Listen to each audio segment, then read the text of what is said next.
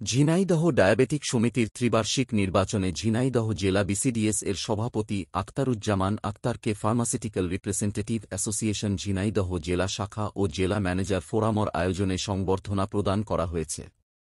সংবর্ধনা অনুষ্ঠানে উপস্থিত ছিলেন জেলা বিসিডিএস এর সিনিয়র সহসভাপতি মোহাম্মদ হান্নান মিয়া।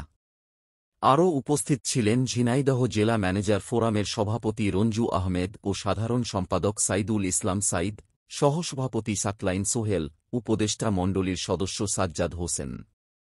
সে সময় আরও উপস্থিত ছিলেন ঝিনাইদহ জেলা ফারিয়ার সভাপতি সাইফুল ইসলাম মিলন ও সাধারণ সম্পাদক এনামুল ইসলাম, সহসভাপতি মশিউর রহমান, সাংগঠনিক সম্পাদক মেহেদী হাসান বাপ্পি, জাহিদ রহমান সহ জেলা ফারিয়ার বিভিন্ন পর্যায়ের নেতৃবৃন্দ। নবনির্বাচিত নেতা আখতারুজ্জামান বলেন, 2024 এই দিনে আমাদের ঝিনাইদহ ডায়াবেটিস সমিতিতে একটা নির্বাচন হয়েছে। এই নির্বাচন ছিল একটা কাঙ্ক্ষিত নির্বাচন, যেটা দীর্ঘদিন পরে প্রায় 25 বছর পরে একটা নির্বাচন হলো। এই নির্বাচনের মাধ্যমে নতুন একটা কমিটি ঘোষিত হয়েছে। আমি এই নতুন কমিটিতে সহসভাপতি হিসাবে বিপুল ভোটে জয়যুক্ত হয়েছি আপনাদের আন্তরিক সহযোগিতায়।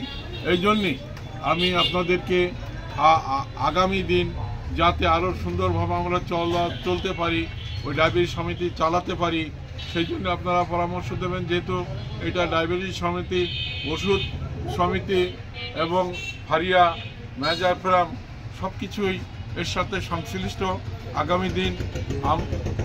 আগামী দিন এজিএম আছে আমাদের আগামী 10 তারিখে।